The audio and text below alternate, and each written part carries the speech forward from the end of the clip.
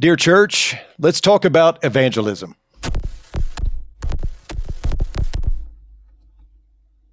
Hello and welcome to the Dear Church podcast. I'm your host, Chris McCurley. I'm joined today by our regular co-host, Jake Sledge, one of my ministers at Oldham Lane that works with me, and then also Matthew Moran from Castle Rock, Colorado. Matthew, thank you so much for joining us. This is you're an hour behind us. I didn't realize that when we set this up, and so we were going to do this at 6 in the morning, but we decided to wait a little bit so you could get up and everything get going. No, thank you so much, Matthew, for joining us. Tell us a little bit about your background, because you hadn't always lived in Colorado. From what I understand, born and raised in Nova Scotia. Is that right?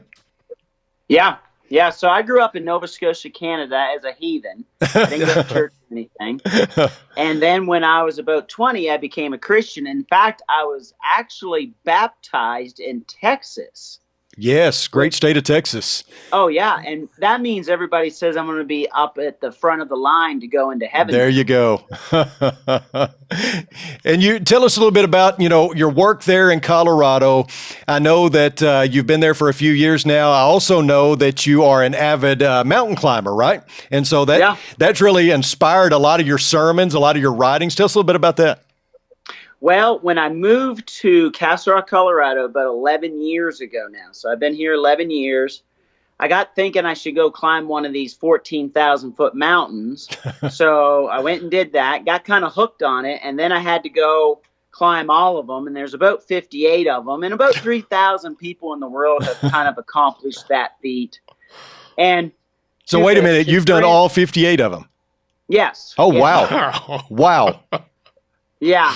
You just mentioned that in passing. I would have that embroidered on every shirt I wore. I would want everybody to know that. Well, it wears off. It wears off. And all the annoyance that I've caused my family in church from doing it, because every sermon was about which mountain I climbed. And sure. So they kind of got tired of mountain illustrations.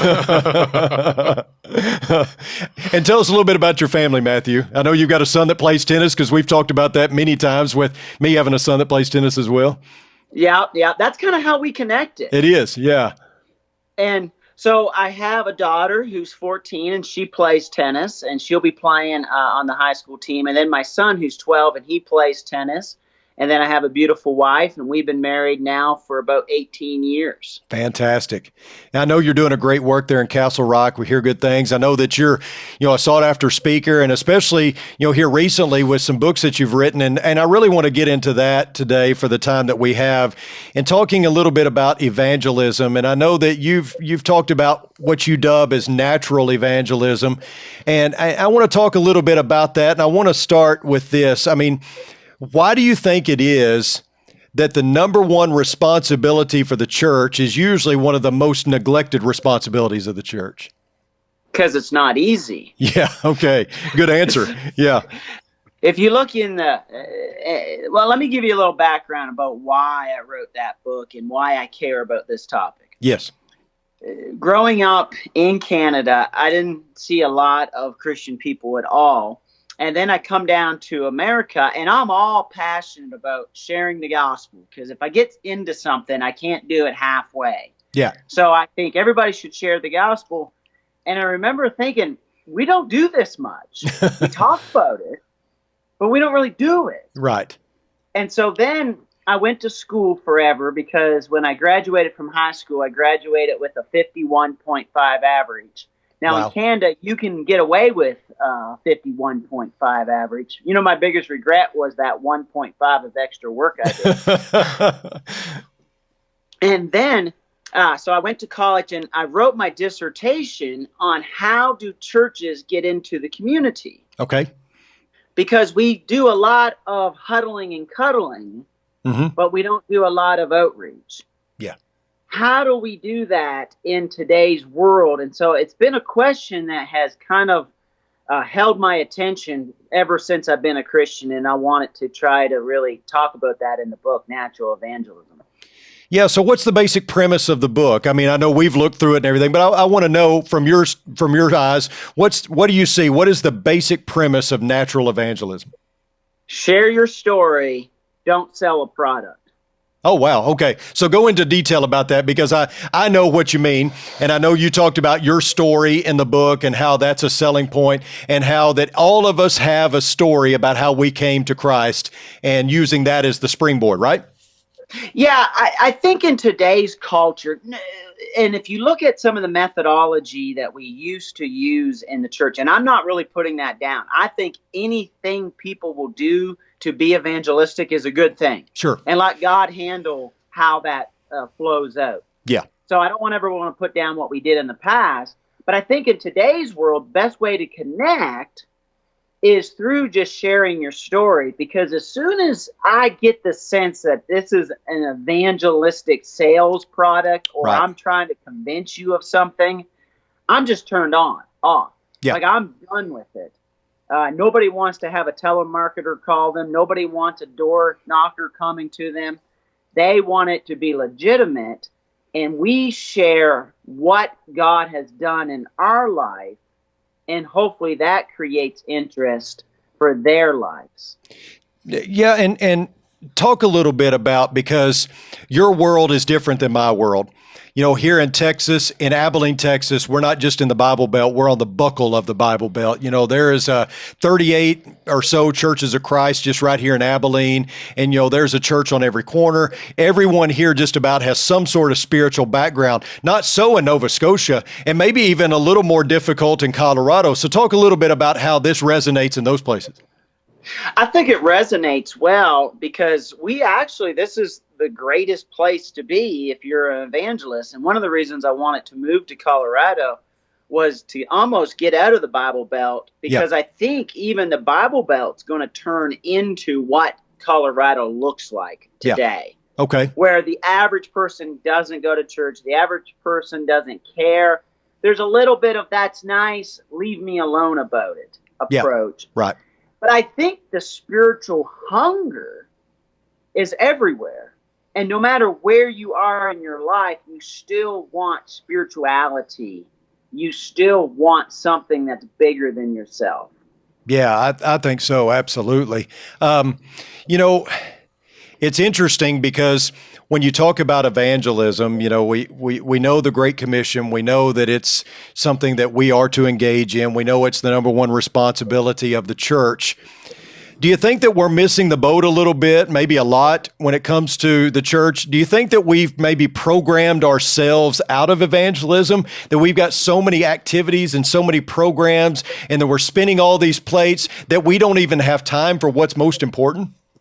Oh, it's interesting. If you look at the Great Commission passages in Matthew, if you look at it in Luke, if you look at it in John, and they're all kind of similar and a little different. It seems like every time they are all busy worshiping, and Jesus comes into their midst and says, oh, by the way, your job is to be telling others about Jesus. That's a good point. And so we have a tendency to be very internally focused. I also think, though, that we have almost turned people off on evangelism, and I'm going to use two fancy terms here, but I'm going to define them really quickly. We have an ecclesiocentric view of evangelism, which means that it's all on the church, instead of a theocentric view of evangelism, that it's on God. Okay. So the difference is we keep telling everybody, you got to evangelize, you got to evangelize, you got to evangelize. And everybody's like, okay, I believe you.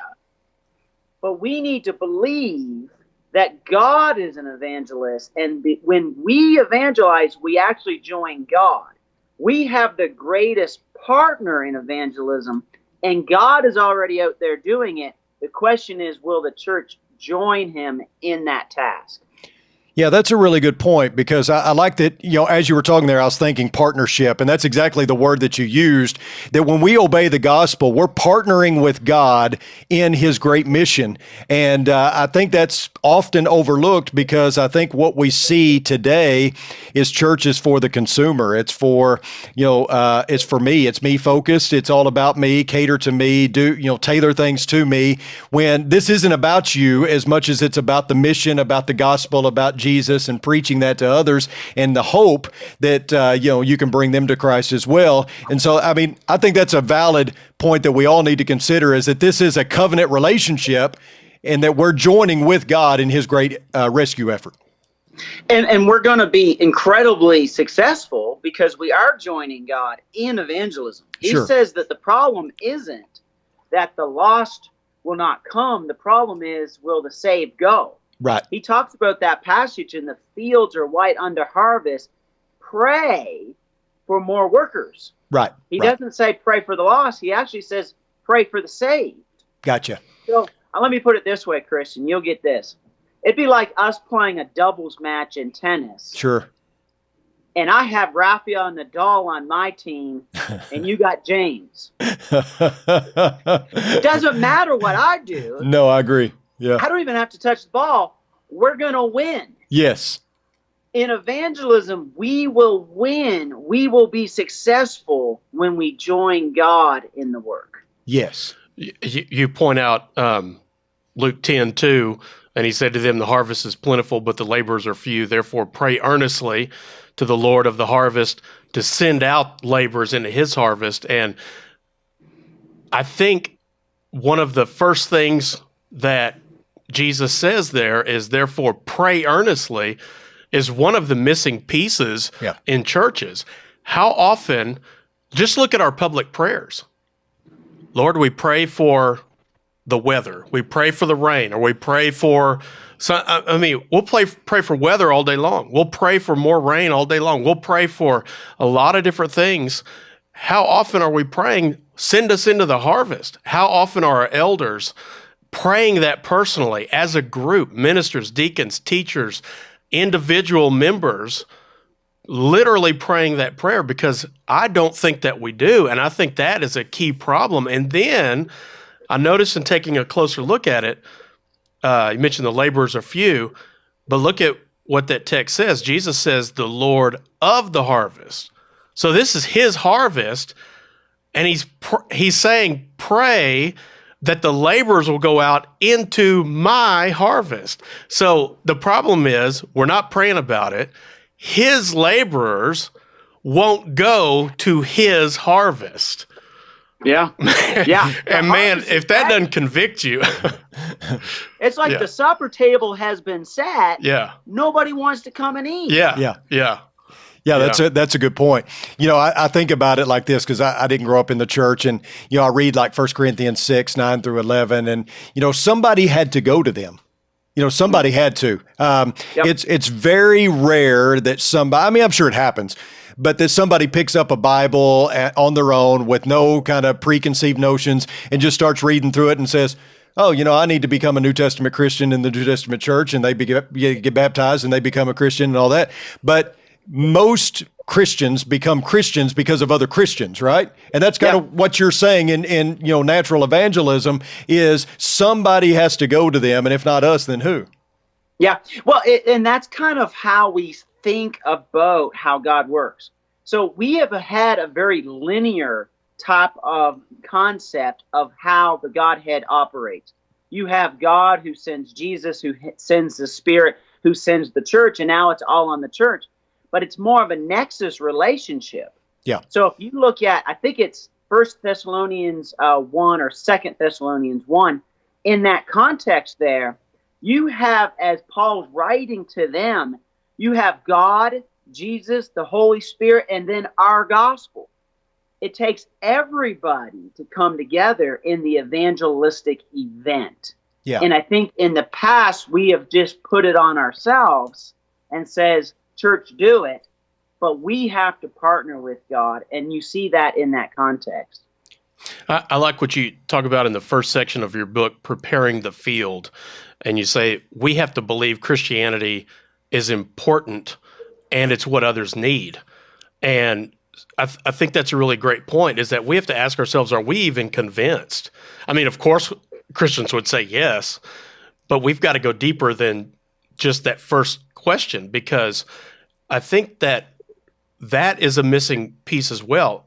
If I'm not convinced enough myself, why would I share it with anybody? So there's a lack of urgency. So maybe you want to say more about that. And then starting at home, if I'm not trying to live this at home in my own life, there's nothing to spill out of me, to come out of me and to share with others. I think that's a great point you bring up there, James. And I always talk about evangelism starts in the home. And the reason being is, if I'm not living as a Christian in the home, if I'm not being a faithful follower of Jesus, no matter what I say or the preacher says or anybody tells me to do, I'm not going to share Jesus because I'm not that passionate about it. In our world, there is one thing that people detect better than anything else, and they got high radars on, and that's hypocrite warning. Yeah. Hypocrite warning. And so if they sense any type of hypocrisy in our hearts, they're going to just tune us out. And so we have to be completely sold out that this is the purpose of what God wants us to be doing. Yeah, Matthew, talk a little bit about how you equip or help to equip your congregation to buy into the mission and to buy into all of this. You know, all we've been talking about, unfortunately, in many places for many years, it's been believed that, well, that's why we hire a preacher, right? I mean, that's his job, or that's why we even have evangelism or outreach. You know, Jake does involvement and outreach is kind of his title. And so we could easily say, well, I mean, why are we doing evangelism? That's why we hired Jake, right? Or that's why we hired a preacher. So talk a little bit about that with your congregation. What do you do to kind of get them to understand the mission and what it means to go out and to spread the word? So I think the number one thing to do is to share positive stories of transformation. Okay. And we especially in a Texas culture, when you think about everybody has kind of, it's a slow boil when it comes to Christianity. And sometimes we don't see the radical transformation that somebody goes through when they find Christ. We need to see the joy of salvation once again. And so the more stories we share about how people are having their lives transformed for Jesus, I think that encourages us. And here's the two differences. We have so emphasized personal evangelism, it has been detrimental in our churches. We need to be about group evangelism. Right. So personal evangelism is private evangelism. And you may be sharing the gospel, you may be doing good things, but nobody knows about it. Sure. And so nobody else does it because they don't think it's happening. But the group dynamic, group evangelism, you throw out a net and you all have to be involved in it. Now, everybody sees other people being evangelistic and they have the natural tendency to do it. We have to de-emphasize personal evangelism and re-emphasize group evangelism. What I mean by that also is this. So let's say the preacher is having a Bible study with somebody. I need somebody else to take that individual out to go golfing. I need a lady to make them bread. I need somebody to bring them supper. I need people to be their friends in other ways. Okay. As we teach them the gospel. But we don't do that. We keep evangelism private. So that person's working with somebody. And let's say they walk into the church the first time.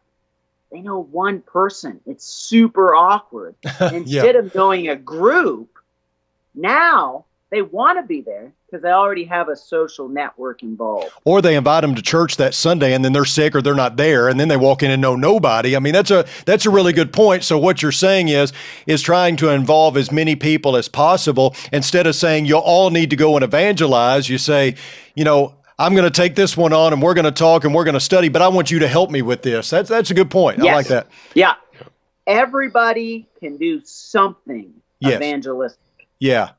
I like that. You know, I think one of the reasons, you can correct me if I'm wrong on this, I think one of the reasons why we're not always as serious about evangelism is because we just don't necessarily see the the urgency of it maybe is the word, or maybe it's just not something that hits home with us. We've maybe forgotten about our conversion long ago, and we've been Christians for so long that it's just not something that really that we think about too much. I firmly believe that a passion for evangelism or for the lost is going to come from a passion for your relationship with Jesus and being, a dedicated disciple and all that. So what do you do in order to, try to incite that passion? I know that's something that's got to be inward, but what kind of things do you do to try to get people motivated and passionate about it? So one of the things that I think is really powerful for a church is to restore celebration in our churches. Okay. So think about a baptism. Let's say it's a Sunday morning. Somebody who has been studying the Bible comes forward and they want to be saved. Yeah. So they get baptized. I bet we have all sat in church buildings and the person rises up over that water to newness of life, and we have told them this is the biggest decision of their life. And we sit there like this. Yeah, that's right. Yes, yeah. And they rise up and they just received the gift of the Holy Spirit. The angels are rejoicing in heaven. And we're sitting there doing nothing. Right. And then somebody said, well, maybe we should sing a song or, something like that. I think for our churches to restore celebration, have a baptismal party. Yeah. So one of the things we do is on a Sunday, we have a big potluck because we're church members. What else are we going to do? Right. But we celebrate everybody who has been baptized that year, and they invite their friends. We take a picture of the church people, have them all sign around the frame and give it to them, present it. I preach a sermon about new life in Jesus. But if we act like salvation is the biggest thing, and then when it happens, we act like it's no big deal, we get more excited about a sporting event, people see that very quickly, that what we're telling them and what we're doing is totally different. I think we got to restore celebration in our churches. If baptism is that important, if salvation is that important, let's act like it. I could not agree more. Yeah. I've always said this: if your theology will not allow you to clap after a baptism or show your appreciation, your approval through celebration, may I remind you that they threw a party for the prodigal son when he returned home. I've said it as well. The angels in heaven can rejoice, and we just sit there. And I think you're exactly right. Very good point about that. Also, I want to ask you, how much has this changed your congregation since you've been there, since you've been, focusing on this? I almost said since you've been harping on this. That doesn't sound right. But since you've been focusing on this and since you've made this, because I do think it needs to be made a priority, since making it a priority, have you noticed a paradigm shift in the way that people are operating as the church there? Well, I wish I could say that I've done this well. I have not.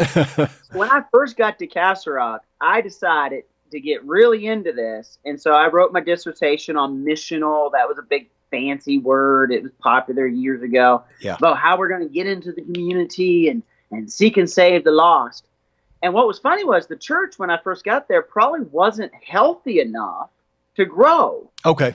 So it'd be like me yelling at an 86-year-old woman to have a baby. Yeah. I could yell all day long. I could try to motivate them, but we probably weren't healthy enough.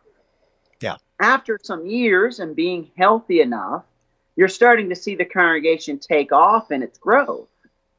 And now people want to share the gospel with their friends and their families and their neighbors because I think they're encouraged about what's happening. Yeah. I always want to ask myself as a leader in a church, if nobody's evangelizing, why? Yeah. And if we're not being positive, we're not excited about it, you can yell at them all you want. You could try to motivate them, but it's like yelling at an 86-year-old lady that had kids. Yeah. Yeah. And it's contagious.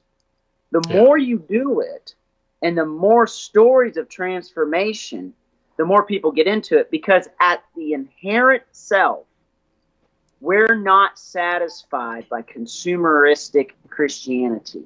Yeah. But Very true. anytime we invest in others and see Christ working in them, you can't stop a church like that. Absolutely. What you mentioned, I like what you shared about celebrating baptisms at the moment that they happen, and we've gotten better at that, and we break out in song when the person comes out of the water as well as clap. And so another thing that we do, and I'm curious if y'all do anything, other things like this, and others may like to hear some other practical things you can do, is we take one of the towels that they dried off with, we get it monogrammed, and then we turn that around so it's about the next week typically. Yeah. And we also get a Bible signed by the elders. And so we go up and we actually call them down, and it's very positive and celebratory, but one of the elders will hand them the Bible and the towel, and it's monogrammed with their name and their baptism date, give them a hug while one of the ministers were up there kind of telling their story while they're coming up, getting hugged by the elder.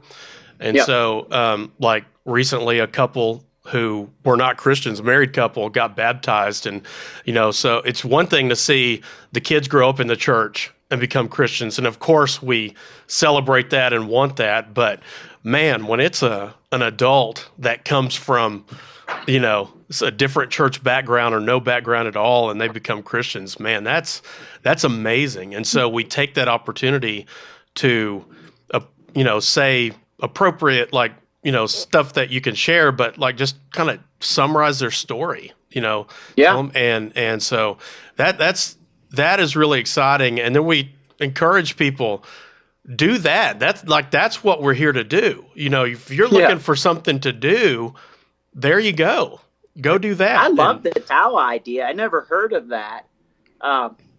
That's fantastic, because that's a memorable thing, and we always look for the towel. Yeah. Why not? Yeah, give it something that's personalized, something that they can keep. And I think that type of stuff is very symbolic and powerful for them, and you want them to remember that day. Yeah. You guys probably have Christians that that cannot remember the day they were baptized. Yes. Yeah. Yeah. And that's not a memory we want them to forget. We want to remember that. I think that's great. Yeah, I agree with you. You said something in your book, and I've always talked about this as well, when, the Jewish leaders said that they said that Jesus was a man who dined with sinners. And I find it interesting that they meant for that to be a negative. They meant for that to be something that was, an insult. And actually, what better compliment could you give a person than that? And I've turned that around and said, I want to be known as someone who is a friend of sinners, don't you? I mean, shouldn't every Christian want to be known as one who is a friend of sinners? So I'm curious about your thoughts on, how do we get folks to, and when we talk about partnering with God and all this, but how do we get them to reach out to those who don't look like us, think like us, smell like us, act like us, all those kind of things? It's difficult maybe to go to certain segments, the marginalized, as we say. How do we do that? What's some tips that you would give for that? Well, the first thing I would say is stop doing so much church stuff. Right. Yeah, like my week and probably your week and the average Christian's week, we're so busy doing church stuff, we have no time to actually do community stuff. Right. So I coached tennis at a local high school. And what's funny was I felt guilty.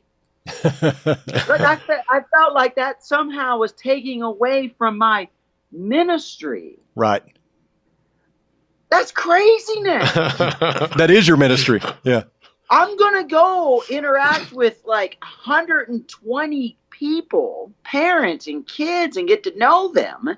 And somehow that's not church work. Right. I don't know how we have created this mindset that we have this church world and the secular world. Yeah. As Christians, we got to be looking for all those opportunities to naturally engage with people and get to know them.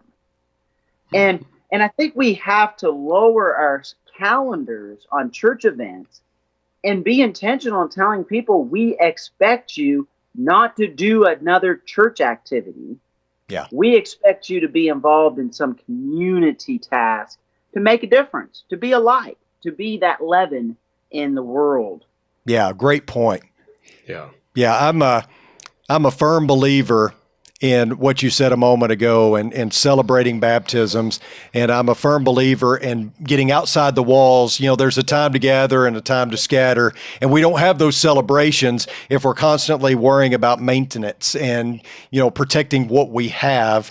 And so while I love that we huddle together and we, you know, our huddles being at worship on Sunday and huddling together on Wednesday, while I love that time together and it's necessary, it's vital, it's scriptural, at the same time, you've got to break the huddle and execute the game plan at some point, don't you? Yeah, yeah. How many people in our community believe wholeheartedly that you love them and care about them? Yeah. And the longer I have been saved, the worse I am of having outside of the church friends. Mm-hmm. Yeah. And I remember the day I kind of sat there and said, I'm so isolated in my little Christian world that if I had a friends and family day, I didn't have anybody to invite. Yeah, that's a bad place to be, isn't it? It is a bad place to be.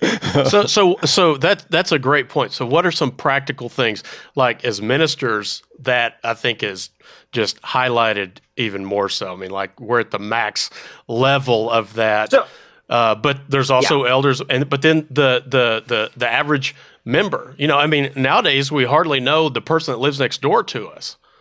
We're all just going, you know. Yeah. Well, we're going to go. You know, you can tell people not to go, but use what you're going to build those relationships and let people know you care.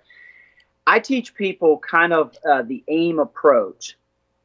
Okay, use authenticity, use interest, and the difference that Christ made in my life. But then there's 3 different levels of relationship. There's the fake, fact, feelings. And so when I'm out talking to people, if we're just at the fake level, I don't bring up my Christian story. That's not where they're at. That's not where I'm at.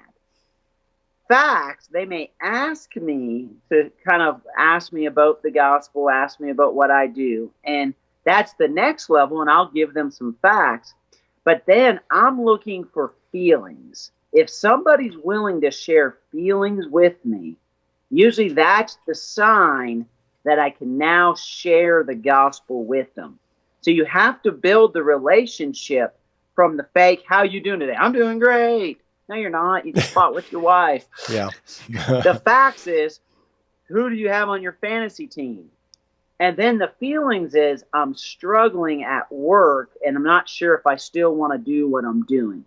If somebody is willing to be that vulnerable with me, that means that that's probably an open door to talk more about spiritual things. But until they go there, typically we won't. It's called the Kantian Noumenal divide, which is a fancy term. Say that again. The Kantian Noumenal phenomenal divide. Okay. Okay, it's a Western concept of how we separate kind of that which is in our feelings versus that which is in the facts. And if you bridge too quickly, people will cut you off. Okay. Okay, that got interesting. sorry. No, that that's got really interesting. scholarly. Yeah. But I think people can. We will lower the tempo. But I think when you describe that, people are like, "Oh yeah, I've experienced that before." You know, someone tries to go there too quickly, and so, and that's really what you're saying with the book is make this natural. Like it's just got to naturally flow in relationships, in the flow of your day, things like that. So I teach people about, and Jesus did this. You see him with the Samaritan woman. When he brings up, you have 5 husbands, what he's dealing with is her shame. Yeah. And a lot of people in Western 21st century America have internal shame that they're not going to bring up with you. So until you deal with their shame, they're not going to talk about religion because that's usually a trigger for shame. Sure. Mm. So that's why when you tell your story, you start with I struggled with. Okay? Not everything was great. You start with I struggled with, and then you create interest because they may struggle with that, but Christ has made a difference in the AIM approach. Until you get them to reveal some of their shame, they'll usually keep that wall up and they won't let you in, and you don't have the opportunity to evangelize.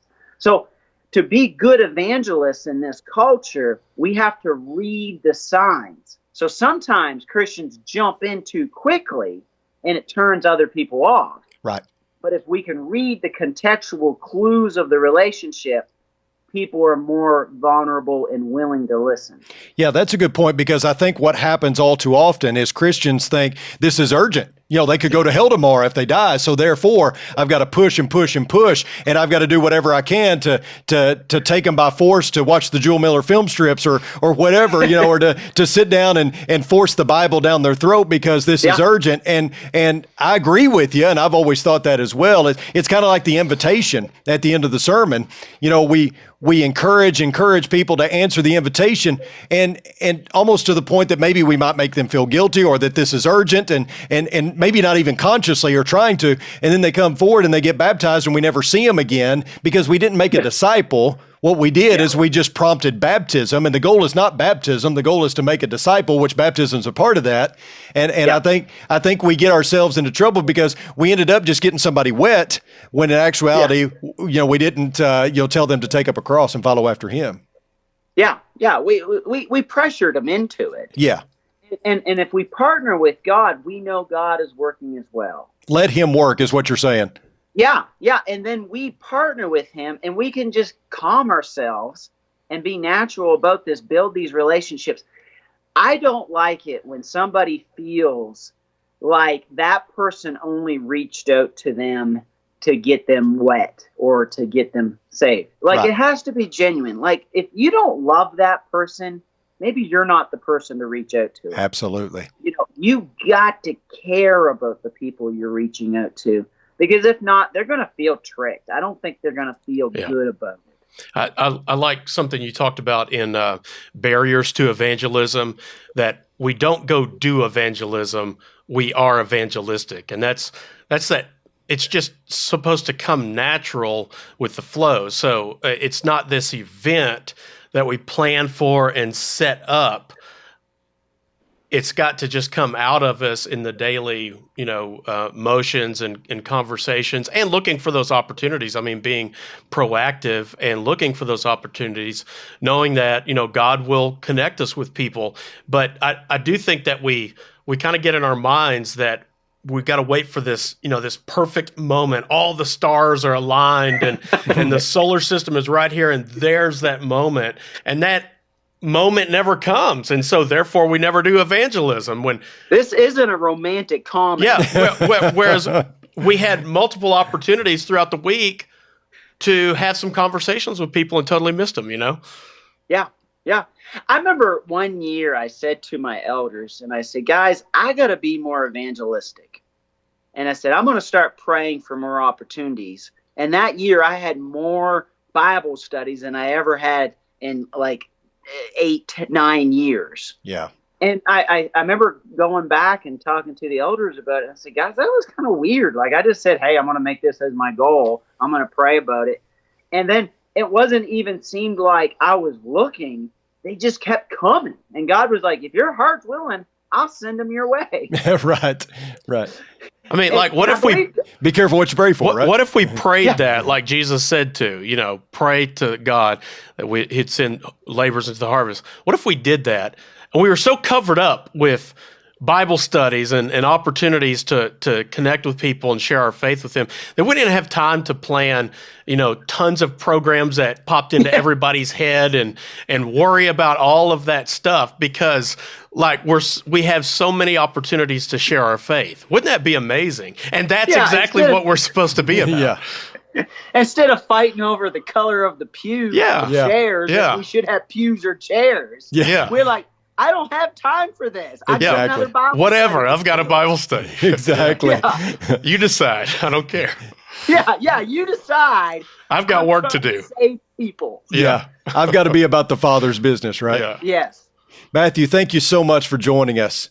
We are so blessed to have you, and I just keep up the great work you're doing there in Castle Rock, and with the tennis team. You know, add that to your resume. That's awesome. You win a state championship. I want to hear about it. All right. No, trust me. Sadly, I will brag a little too much about that.